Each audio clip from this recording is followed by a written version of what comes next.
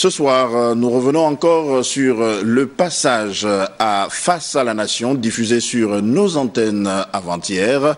Et aujourd'hui, nous évoquons la problématique du logement au Gabon, une problématique qui revient avec insistance et qui crée une situation qui nous amène à nous interroger sur les points de blocage. Le compte rendu de Stevie Oyane Mesui. La question du logement au Gabon reste d'actualité. On en veut pour preuve l'intervention du président de la République, Ali Bongo Ondimba, dans l'émission intitulée « Face à la Nation ». Je souhaiterais pouvoir procurer à tous les Gabonais un logement décent.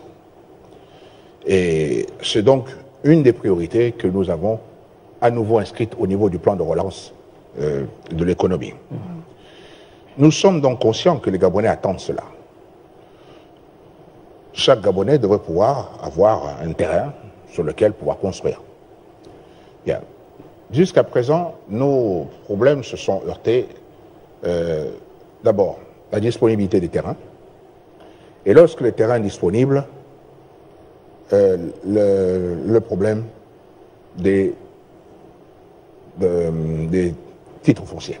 Entre le manque de terrain, la lourdeur administrative, quant à l'obtention des titres fonciers évoqués par le chef de l'État, d'autres paramètres peuvent être également soulevés.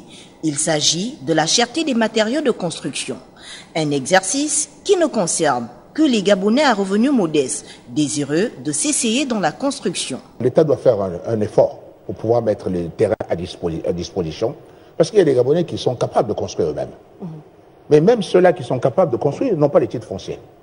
Quant à ceux à qui on pourrait donner des terrains et qui pourraient donc aller rechercher auprès des banques un financement, ceux-là n'ont pas les titres fonciers. La problématique de l'habitat au Gabon, elle est plus axée sur l'absence des logements sociaux que l'État a promis mettre à la disposition du peuple.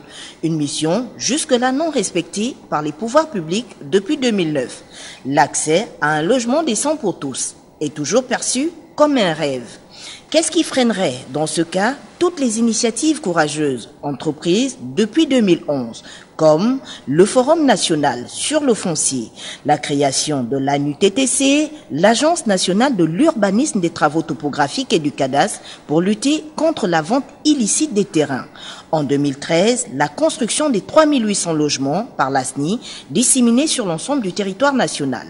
Le besoin est toujours pressant, l'on parle d'un déficit de plus de 200 000 logements, un chantier sur lequel on attend l'expertise du Centre technique de l'habitat, un établissement public à caractère industriel et commercial, créé en 2016, qui assiste le gouvernement dans la mise en œuvre de la politique de l'habitat. Dans tous les cas, le souhait est tel que toutes les structures habilitées à développer le foncier au Gabon travaillent d'arrache-pied pour pallier la difficulté d'accéder à un logement décent pour tous, voulu par le plus grand nombre de Gabonais.